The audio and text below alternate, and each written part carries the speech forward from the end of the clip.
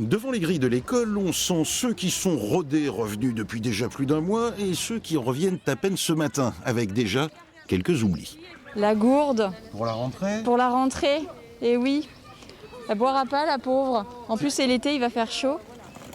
Qu'importe le flacon pour la petite Lucille, seul compte l'ivresse de retrouver l'école. Enfin... Tu rentres aujourd'hui ? Oui. T'es contente ? Oui. Ça t'a manqué l'école ? Oui. Qu'est-ce qui t'a manqué ?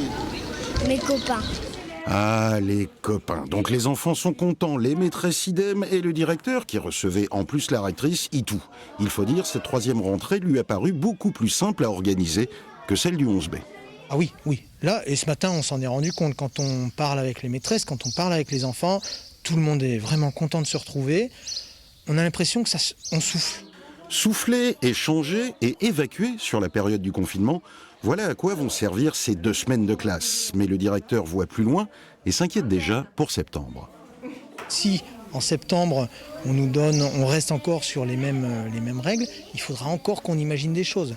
Parce que là, ce qu'il faut voir, c'est que par exemple, les classes organisées comme elles sont, elles ne permettent pas une vraie fluidité pédagogique entre les différentes activités, entre les différents groupes.